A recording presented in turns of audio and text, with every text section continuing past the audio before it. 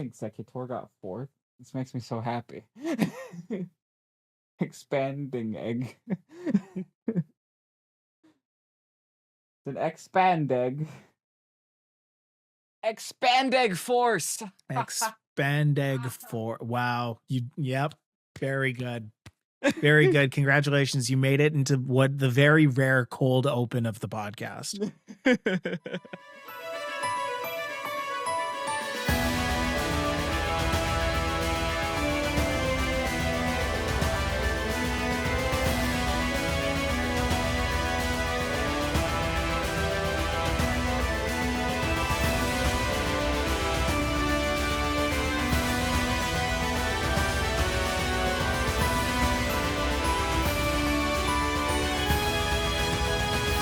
Hello and welcome to Pokésports, a competitive Pokemon podcast. I'm Mike and I play with one Pokemon on the field and it's not Typhlosion. I'm Kevin. I'm purple today. Kevin is purple today. You're very Pokésports coded. Yes. I had other colors to choose from. I chose this one. What colors did you have to choose from? This is interesting stuff. Let's tell the podcast. Kevin went shopping because Kevin didn't fit in his clothes anymore. So Kevin's got too swole.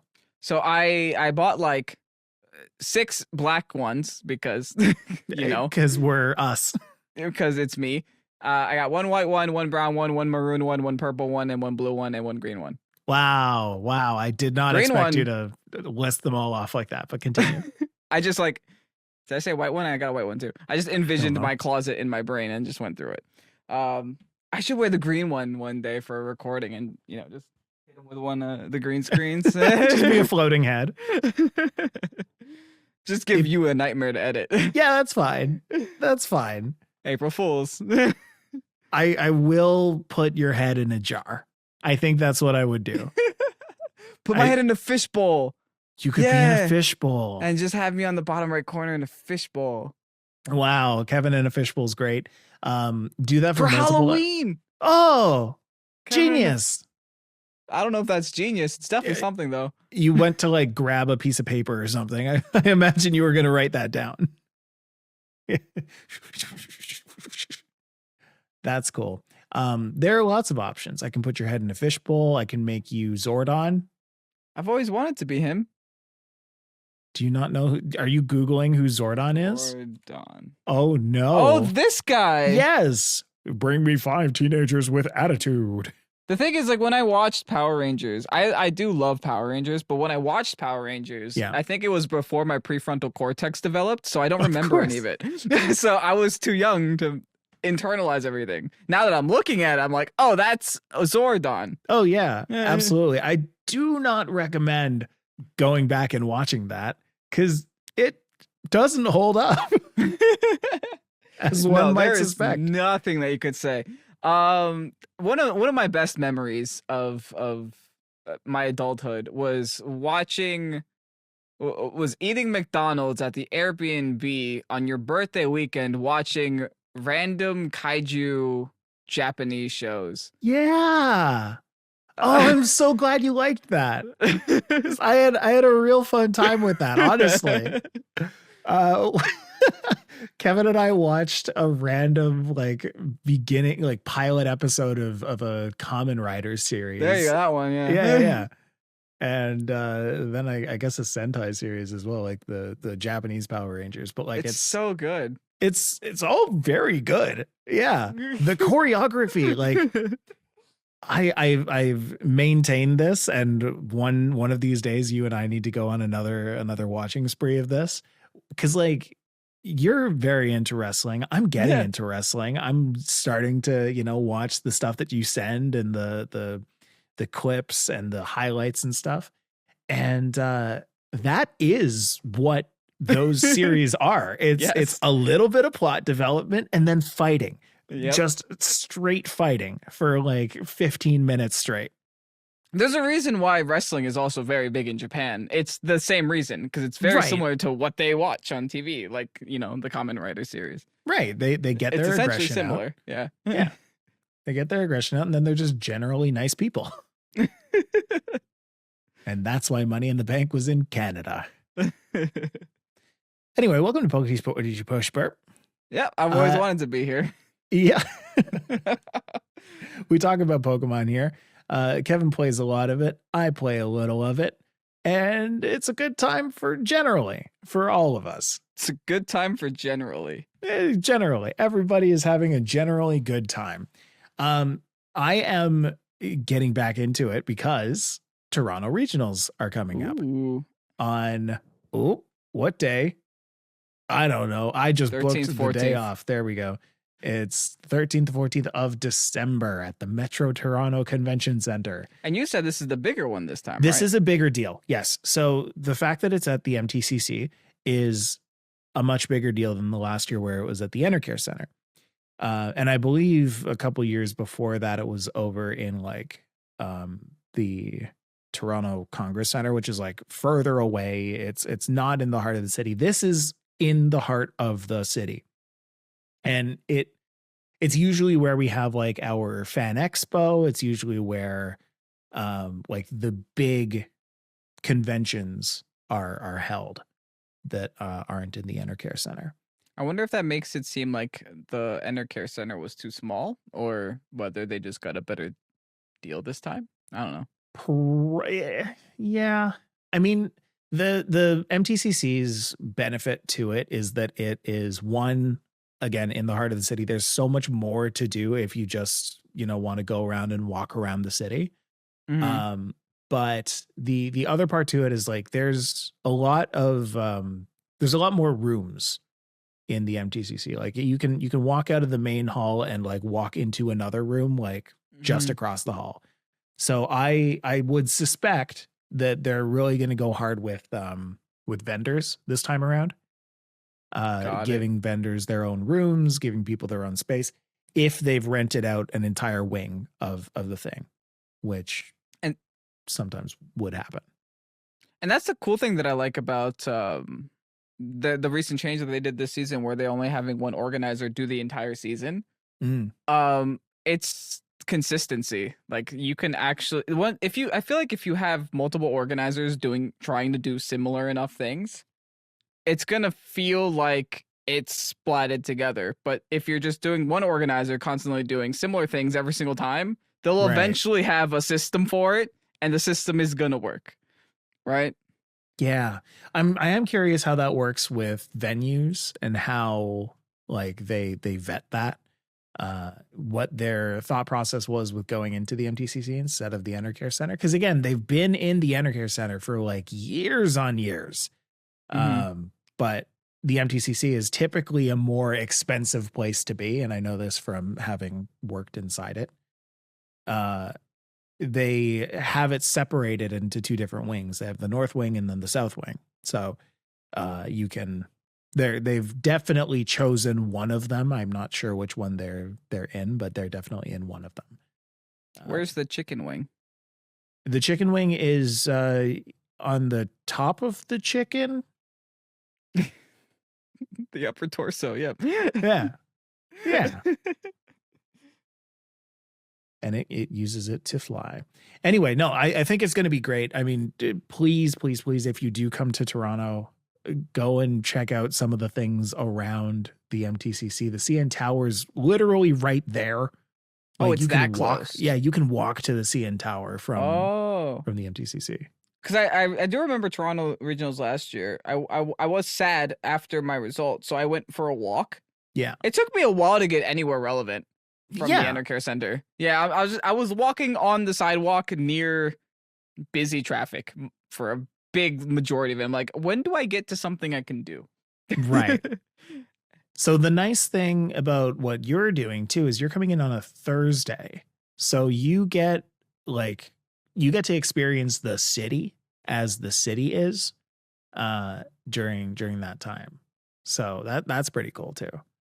You get to go to the path. That's one thing that I would suggest, because it's going to be December. It's going to be cold. It's going to be snowy. Toronto has something called the path, which is just an underground system, like directly underneath Toronto. It goes pretty much around the main section of Toronto to keep everyone warm. It's the best place to be to keep warm while walking around Toronto. Yeah. I've got a bunch of points on my map that I can share with you and share with the folks too, about things to do while in Toronto. Actually, we did that for you last time, right? Yeah, I did that when I was in the city for your wedding, but I was only in the city for like 2 days for the wedding, so we got to do some of it. And then when I went for the regionals, our hotel was so far away. It was like a good 30 minutes away from Toronto, so we didn't really get to do anything that second time. So hopefully now that we're in the heart of the city, I actually experience it more. I would suggest for people we're going to Toronto, by the way, in case you guys were curious. We might be in Toronto.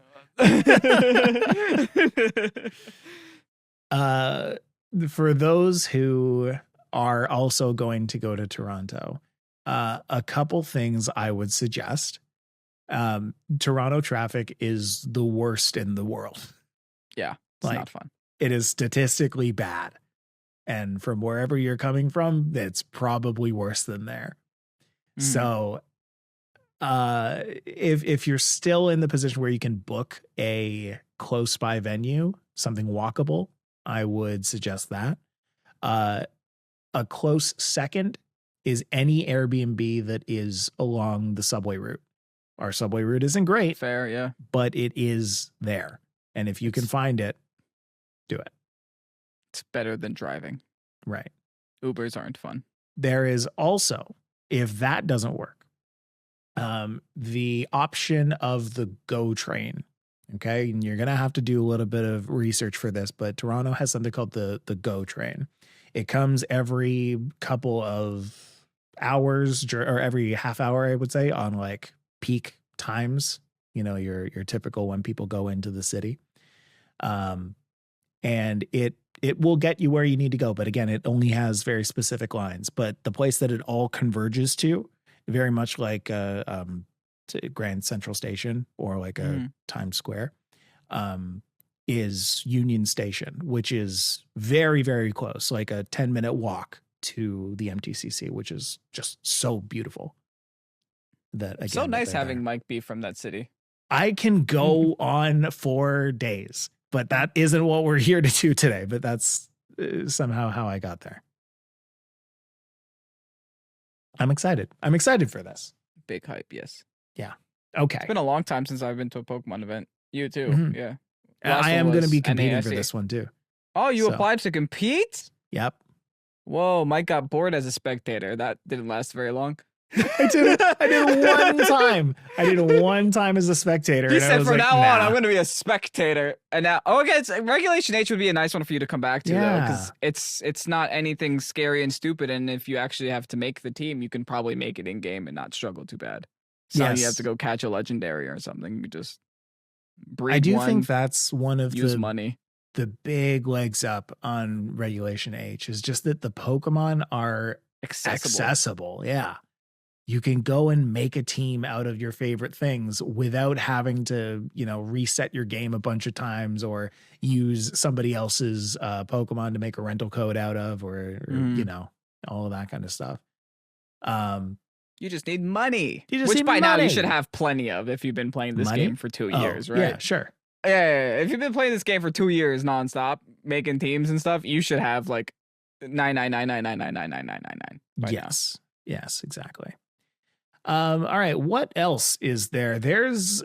So we should talk about, we should mention that this happened because we're not ignorant to it. We're not going to talk too much about it because that's just not what we do on here. But there was a big hack on Game Freak. All right. Lots of terabytes of data. And it has been confirmed that there was a hack and the reputable leakers are having a field day with it. Yeah. Now there's like supposedly, and then this isn't confirmed. Like and we said we weren't going to talk about it, but this isn't too much. Talk about what you're going to talk about. Yeah, and then I'll talk about what I'm going to talk about. There's a supposed rumor that the leaker that hacked Game Freak has a playable copy of PZA. Oh. They don't plan on releasing it, but if there's anything I learned about the internet. Be careful, you might encounter it. Like if you're trying to stay spoiler free, they say they won't release it. Doesn't mean that they won't change their mind from now until the release day. Right. So yeah, be careful if you want to remain spoiler free. Exactly. Right. And if you do want to remain spoiler free, you can continue listening to this. We will not. We won't spoil you. Yeah. We won't be spoiling things. However, there was one thing, and this is not a spoiler. Again, not a spoiler. There was one thing that was leaked that really it tickled my brain in a funny way. And it was just today for us. Talking about a discarded X and Y feature, which was creating your own custom gyms. Now, here are the things that you could do in it. Players could create their own original gyms and share them online. Other players could attempt to conquer those gyms. Once the gym's conquered, the gym leader, which is an NPC version of you, the player, can join the player's gym. And the gym leader can be placed as a member of their original gym. And I thought, oh, this was such a missed opportunity. X and Y would have been fantastic. This is from X and Y. This was from X and Y. They had 13 years to revisit this. Yeah. They had so much time to revisit. It's crazy that they never did. Because this is sounds like a great feature. I wonder what made them not decide to go with it in the final cut here. Right. You know? Yeah. But you know what? This is one of those things where, like, if they brought that in the next generation, I'd be so happy still. Like, any generation that they bring that in, I'd be like, yes. That seems great. In fact, what's crazy is they double backed on it. They went from like, let's let players maybe make their own gyms in Generation 6 to Generation 7. Let's delete the gyms. All gyms are gone. Yeah, but what if we didn't have them? Just say it. Just throw that out there. No gyms? Oh, people hate that. Oh, let's put them back. Yeah, let's turn them into rituals. Nope. Didn't need to do that. Let's make them very easy child puzzles. Thank you. Let's make them kick around a ball. Kick around a big giant olive. A big oblong olive. Scarlet and Violet, what did you do? Well, they technically put the gyms back in. They did. But they added the stupid giant olive. That was just taking Gen 7 and Gen 6 and smashing them together. Let's do them both. You know, one thing I really want to do once the next gen console comes out is play Pokemon. If it's backwards compatible, I do want to play Scarlet and Violet. Like to see if it runs better. Yeah, I want to see how that Sunflora event is. You know, like they're all running around and like they're like 3 frames of running. Yeah, I want to see if that's like full 1080p 60. Like, let's. I'm gonna take a wild guess that it won't be, but that's just my opinion. That might be a problem with the game. Yeah. No, but man, like it threw me back to this gym thing. It threw me back to, I think around X and Y, I did this. In conventions, there was a group of people that I ran with who they would sign up to be basically gym leaders for that convention. And I would be one of them. And I'd put together my own team and I'd sit there and play against people. And you get people of like all kinds, right? People who like have no idea what they're doing and they're just kind of doing it for fun. And then people who like fully stomp you. They have too much idea what they're doing. Right. They should be competing in a tournament. But it felt very much like the authentic experience of what a gym leader would go through. It's just like every now and then you'd face some plebe who doesn't really know how to train their minds and like didn't know how to do anything. And you'd win and be like, go back to school, kid, and learn how to play Pokemons. Then you get other people and they beat you and you're like, you've earned this. And you Here's this little pin. Exactly. It'd be a pin. Yeah, exactly. So it was a fun time. Moon Bear badge. See, I could do that. We could totally do that. Badge. Take the Moon Bear badge. It'd be an Ursaluna based thing. Where did you get that? It's a Wobbuffet. It's a little Wobbuffet. Kevin's got a Wobbuffet pin. I have so much Wobbuffet paraphernalia next to me. I mean, I'd like to imagine that Kevin just kind of has a shrine to Wobbuffet beside him. I do. Yeah. Hold on. I'll take a photo for it. It's going to be the greatest shrine ever. Just vamp for me a little bit. Okay, no problem. What kind of Wobbuffet things can Kevin have in a Wobbuffet shrine? He's got little plush toy. He's got several plush toys, I assume. Pins, posters, Wobbuffet posters. It's all just plush toys. An entire Wobbuffet, and it's got different foods. What do you call a collection of Wobbuffet? A Wobbuffet. It's a Wobbuffet. It's got a whole Wobbuffet up in this.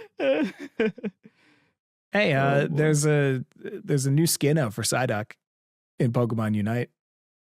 I'm excited. And it's beach. It's always beach. I love beach. Does every single wow, it really is a shrine to Wobbuffet. You've got I guess it's the entire Harry Potter box set, but then in front of that you've got a Why Not, crocheted Wobbuffet, and 5 other Wobbuffets. Yes. That crochet one was actually given us to by a fan. Yes, I remember that. I forgot what city we're in, but I remember your face. I don't remember what city we were in, but I remember that. Yeah. This is what people who go places have problems with, isn't it? It's just like, where was I when this happened? I unfortunately meet a lot of people. I know their name started with a D too. I just can't. You can do it. Well, I mean, I'm not going to ask you to do it right now.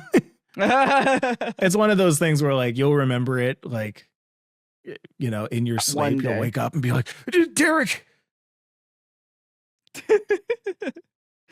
It was a woman, so no. Yeah. So it wouldn't be Derek. You're right. It wouldn't be Derek. So in the spirit of the leaks coming out and all that, it's funny at this point, kind of whenever Game Freak decides to make a move. Like right now, there is a new distribution that has begun for Shiny. They totally did this on purpose. 100% did this on purpose. They're trying to confuse us. It is literally, hey, look at this. Look at this. Shiny, shiny, shiny. Look, you like these, right? It's the same way that, you know, there's a UFO sighting every time a major world news happens. That's detrimental. Oh, conspiracy. Look, UFO. Conspiracy Kevin over here. Conspiracy sports. So this is for Shiny Meloetta. It's available to all players in Pokemon Home who have completed the Paldea, Kitakami, and Blueberry Academy Pokedexes. The one thing that I've learned about this is those Pokemon need to have been caught in Paldea, Kitakami, and Blueberry Academy. Oh, that is whack. Because that's the only way I completed that Pokedex was by transferring it from home. Exactly, right? Like, I transferred them all in. I was like, okay, I have Ursaluna Blood Moon now. That's all I needed. And then I stopped.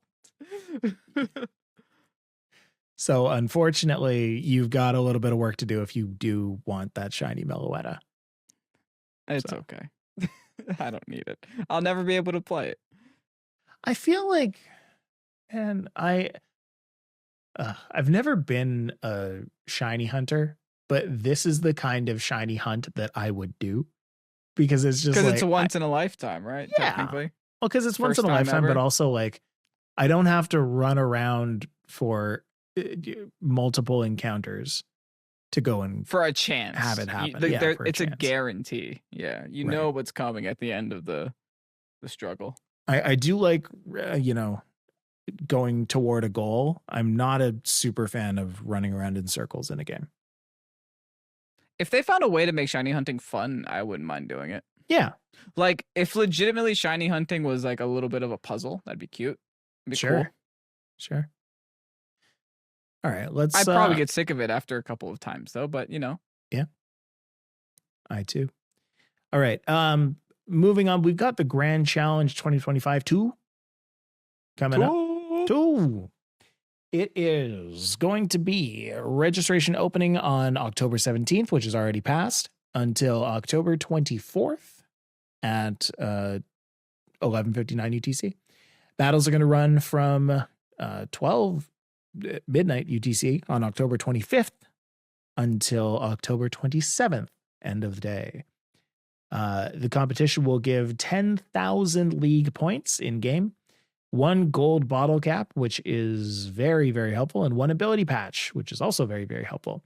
to all players who compete in 3 or more battles. So if you're going to ever try and put together a team, I would do this. I would do this challenge. Mm-hmm. Just play your Grand 3 battles challenges are if you don't important. have time, or play through the whole thing because it's good practice. And get that gold bottle cap, that ability patch, those league points. Because that's money. Players can earn championship points toward the world championships as well. So this does go toward, I believe there's a cap to how many you can earn from online championships, but you can do it. Anything is better than nothing. That's right. I do really want to know who's going to like miss worlds by 1 or 2 points. That's always the worst feeling, right? I wouldn't know. I wouldn't know either. In fact, I missed worlds by 360 points. I missed worlds by the cap, by the amount. What team? Okay, I guess we'll save this since you're playing on competing again, and since you haven't really experienced Regulation H. Right. Once we go through the Louisville teams, I want to know what team from this top 8 you would run to a tour. Ooh, what do you think looks like violence right now? What is Michael's violence? What you have to find? It's been 2 years since your original violence. Sandy Shocks isn't allowed, so you're gonna have to find new violence. Yeah. I mean, already right off the bat, Electabuzz is looking really, really nice. And I think that's actually the last thing that we've got before questions, so we might as well jump into it. Just real quick, while you were mentioning that, I was looking at the Regulation H showdown stats on Pikalytics.com, and it's really interesting just to see the top Pokemon right now. So obviously it's Golden Go at the number 1 slot, and people have been talking about this for a long time. But Archaludon has finally seemed to make it. People said Eviolite Duraludon was better, please. No. Archaludon, dude. They knew what they had to do to make this Pokemon good, and that was to give it a cracked ability. Right. Doesn't matter if it has the same base stats as Duraludon. Its ability is stupid. I am a really big fan that Incineroar is not in the top 2. It's taking a step back here. Yeah. I will say it's in the top 5, but it's not in the top 2, and that is a big win. Yeah. There's more Pokemon around to kind of make it a little bit sad. I mean, Sneasler's popping off like no heck. That can one-shot an Incin like it's nobody's business. Really? Yeah. Close combat. Yeah, punchy, stab. Wow. Yeah, I'm looking at I'll just mention the top 10 real quick. We've got Golden Go, Archaludon, Rillaboom, Dragonite, Incineroar, Amoonguss, Ursaluna Blood Moon, Kingambit, Sneasler, and Primarina. Okay. Nidoran, Mankey, Venusaur, Rattata, Spearow, Pidgey. Okay, what? Kevin blacked out. Anytime he hears more than 4 Pokemon in a row, his brain goes to the Pokérap. So Louisville Regionals happened on October 12th and 13th with 753 players, folks. That's amazing. Still going strong. In the middle of nowhere like Kentucky. Yeah. They saw 753 people and they're like, whoa, what's going on here? I've never seen so many people. Lots and lots of U.S. players, obviously, as is the typical in the U.S. Thanks. Yeah. But that made it so prize money. A lot of prize money was given out. A lot of championship points were given out. Top 16 ended up going home with some cash in their pocket. That's crazy. People got into the top 128 got 80 championship points, which is just such a high number for the top 128 people. Oh wow, that's even some people in day 1 were able to get it. So like, you don't even have to make day 2. You were getting championship points. Yeah, because the way it works now, if in case you guys were, because I don't think we ever talked about this on the podcast, right? The new tournament structure. Oh, sure we have. where it's X and 2 to make it to day 2, and then in day 2 you have to remain X and 2 to get to top cut. It's like crazy. Oh. Yeah. Like in day 2, you can afford to lose if you lost twice in the beginning. Wow. And most people did. Even in Top Cut. Like there's so many 9 and 2s in Top Cut. Yeah. Like in fact, there is only one 11 and 0, and that went to Carson Comfer. That's crazy. Who ended up 9th overall. You legitimately can't afford to lose anymore. Right. Like losses are detrimental to your tournament. Right. Now. There were 3 people who went 10 and 1, and the rest of the, what is this, 26 people went 9 and 2. Yeah, once you're in Top Cut, you just have to be the top 8 of Top Cut. Yeah, once you're in Top Cut, you're playing a tournament. Like you're playing a bracket style tournament. Yeah. And the cool thing is that it's an uneven bracket. So like you are gonna have people that just have buys, and you're just gonna have people that have to play extra matches than other people. Yeah, just because of the standings. Right. And that all asymmetrical is the word they use, right? Asymmetrical Top Cut. Right. And that has a lot to do with like the people that they lost to. Right?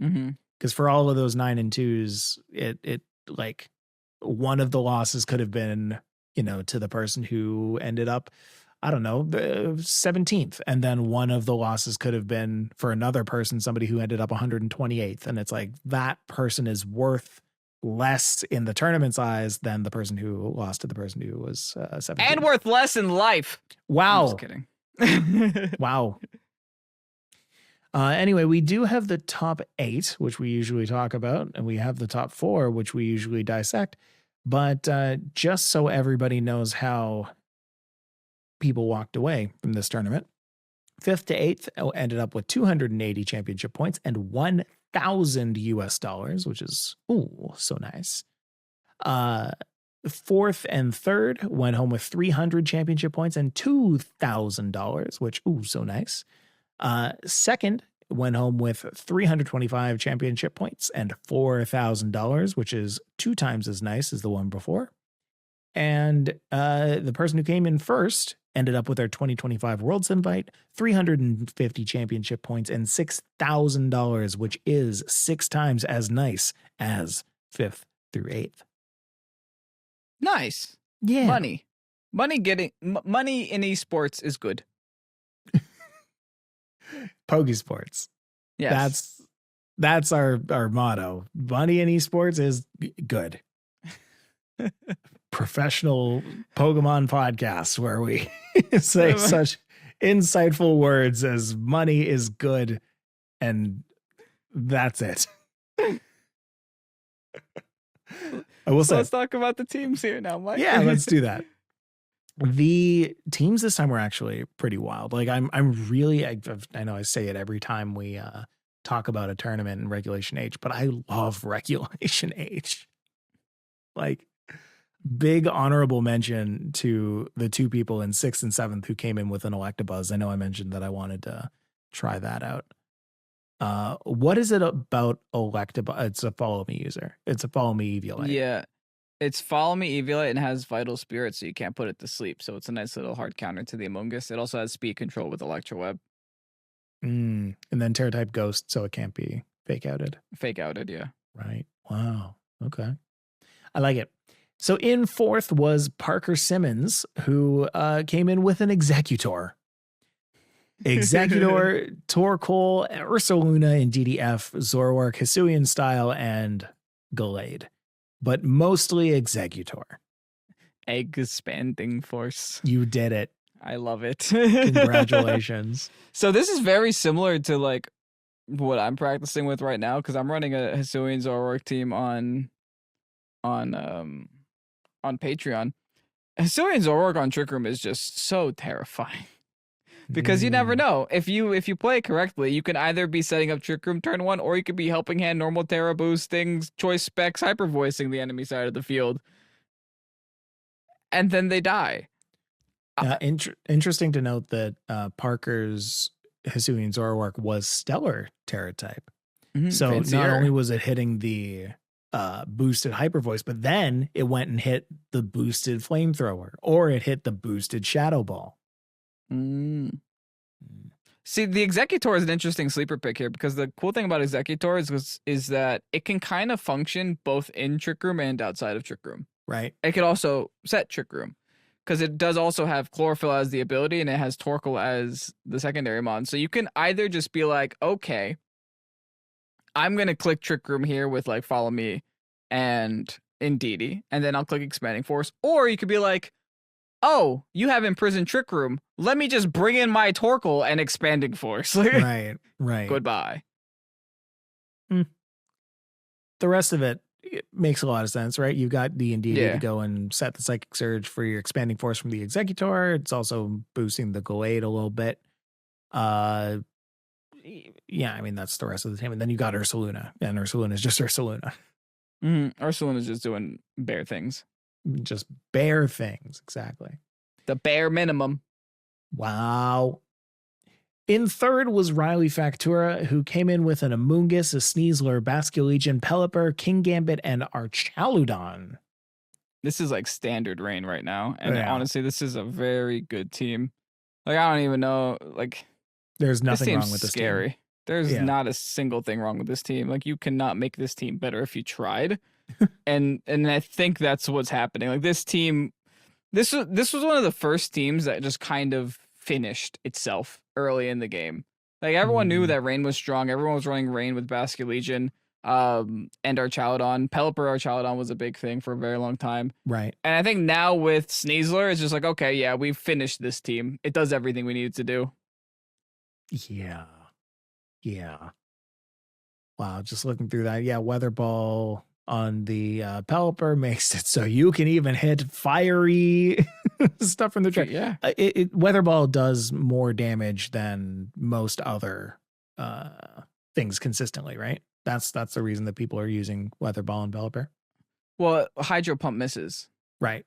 Weather that's Ball what I mean by consistent. Is base 100 that doesn't miss, so it's more worth it than a Hydro Pump. That is 15% chance to miss each time, but is base 110.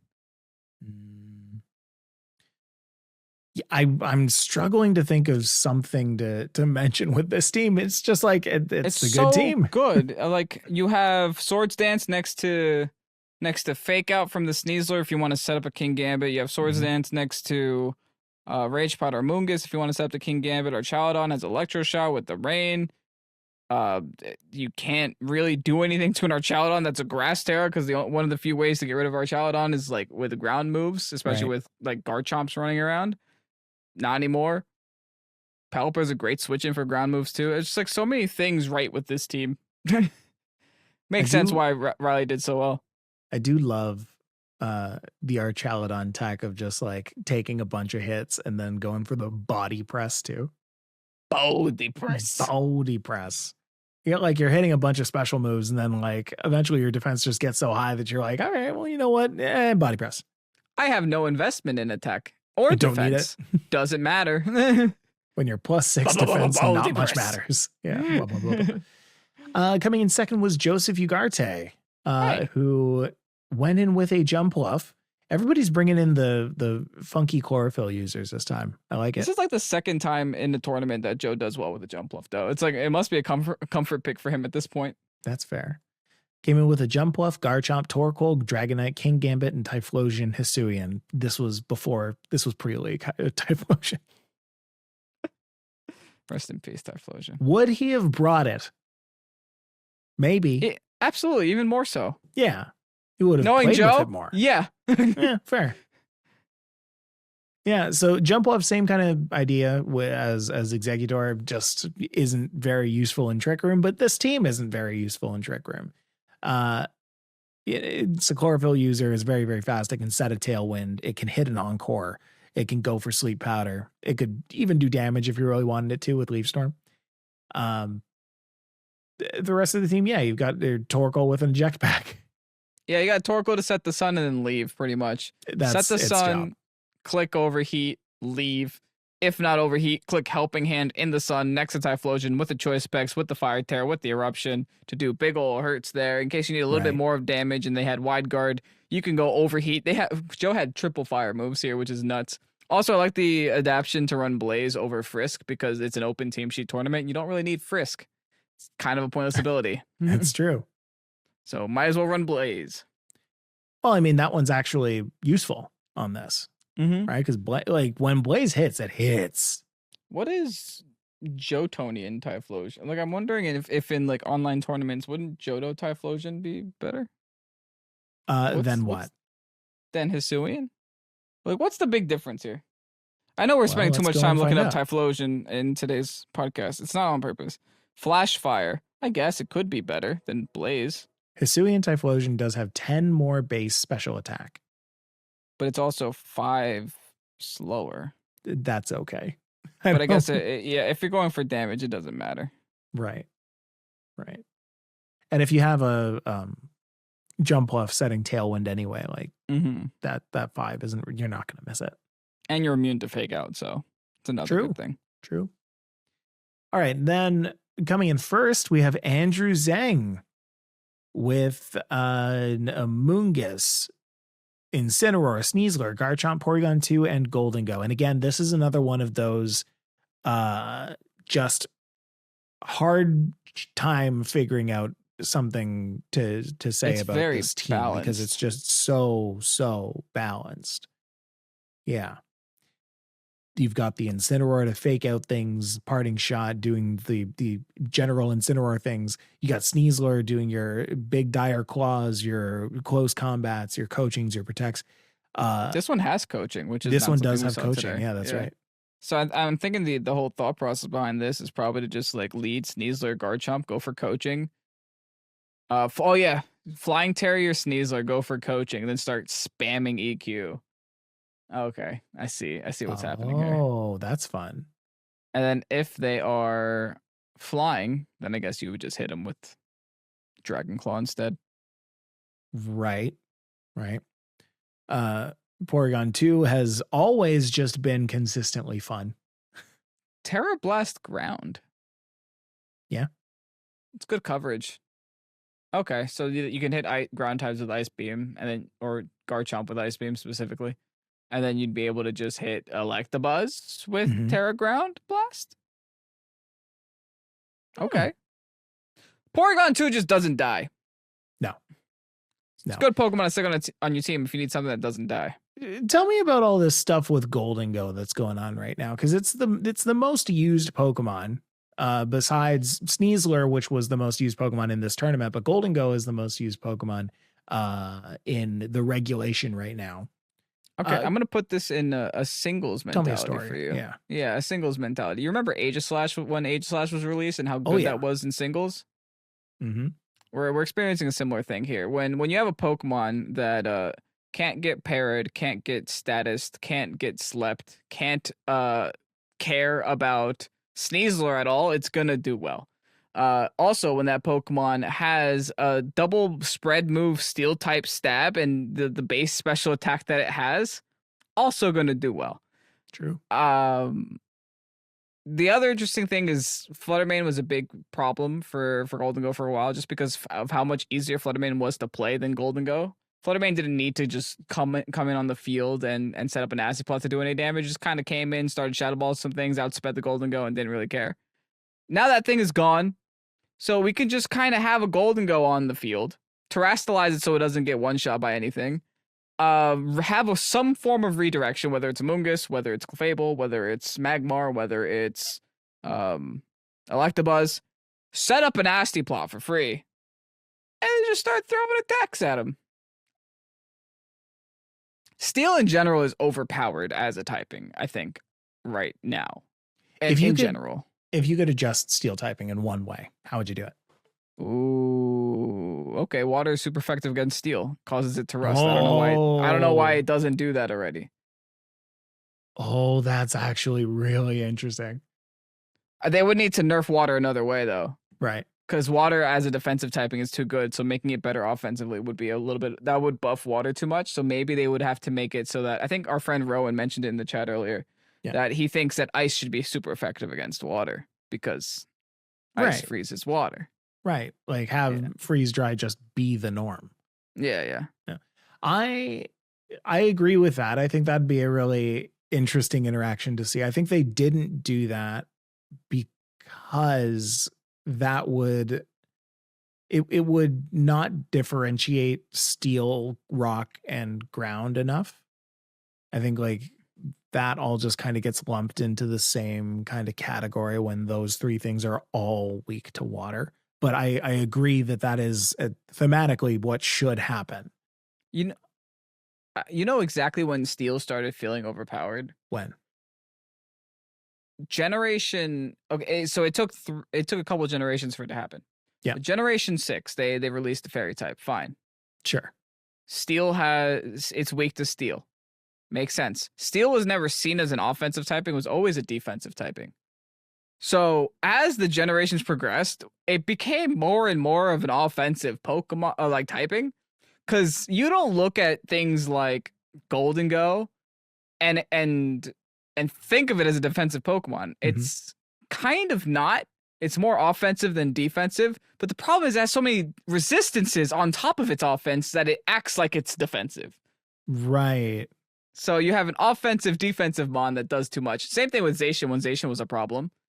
They made a steel type offensive.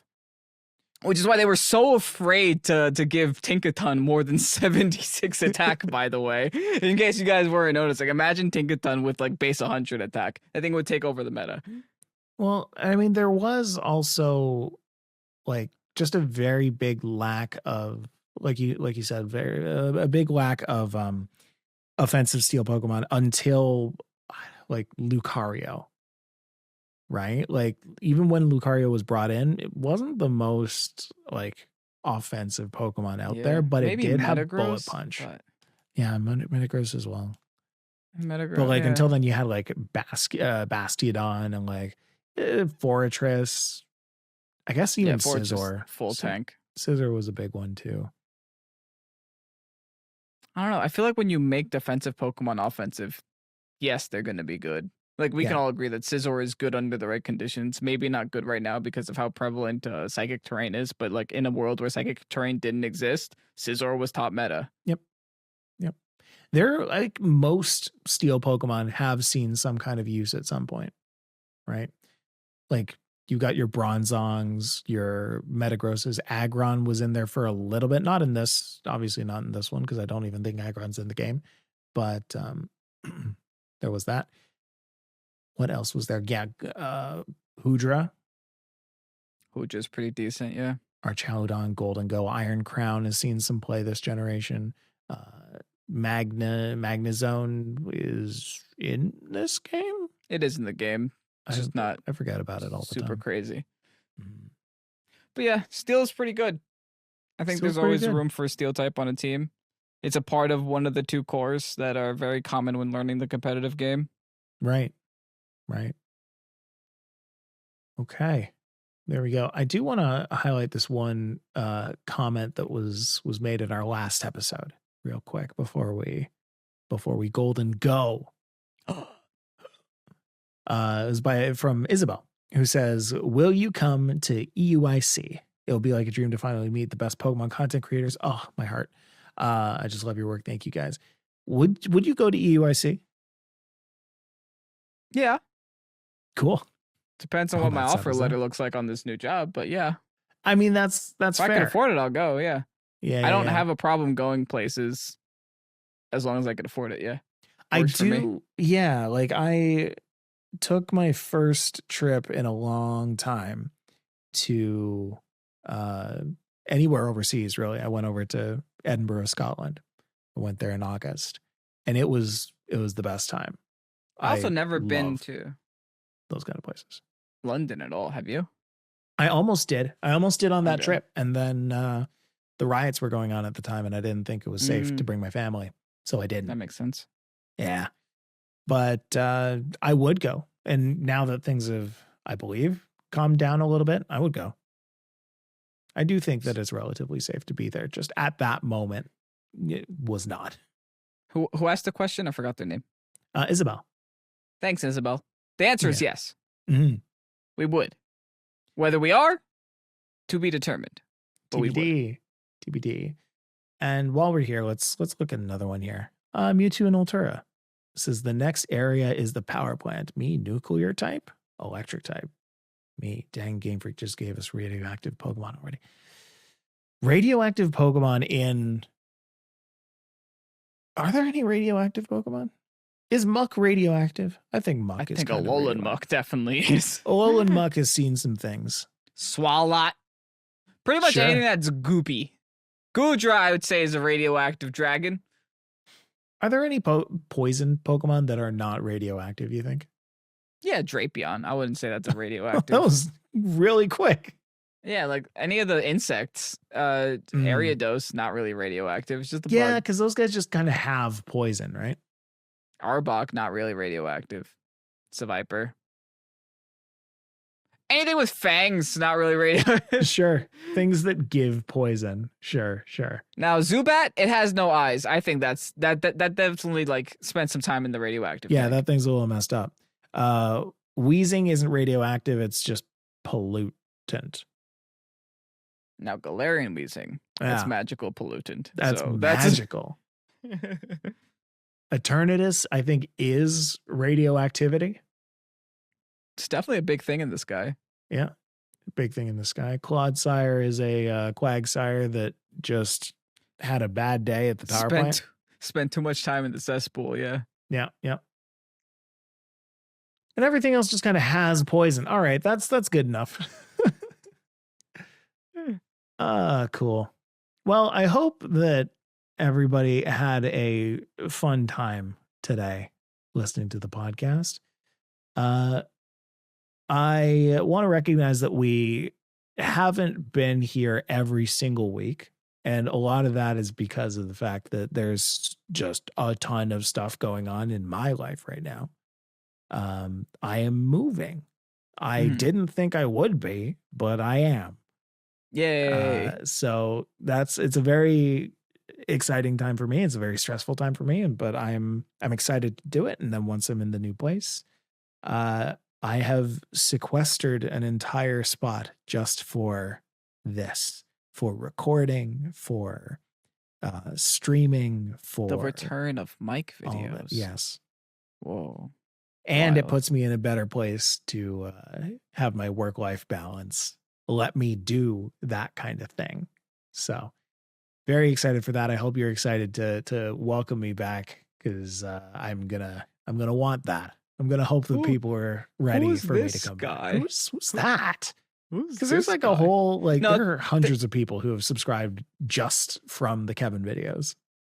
But you know, when I pulled my wisdom teeth and you came back for that week, there wasn't much who's that. It was like, oh my God, it's Mike. That's fair. It was more of that. You know? That was fun. Yeah.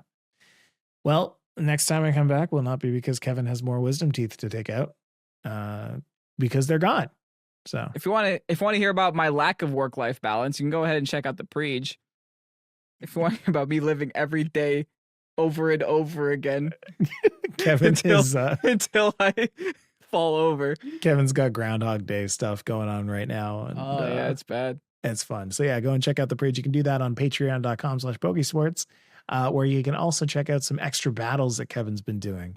But if you enjoy our regular shtick where we play with a different team every day, you can do that over on YouTube, youtube.com/Pokésports. What have you been playing recently that you're really excited about? What went out today? Ludicolo. I got a Chinchino video coming out later today. Yeah, that's right. Chinchino's a fun time. I remember looking through that while I was editing it. You and hitting your multi-hit moves are always fun. Bullet seed, rock blast. All right. Please do, leave a comment on Spotify if you enjoyed this. Leave a comment on YouTube if you enjoyed as well. And we will see you in the next one. Thank you so much, and bye-bye. Bye.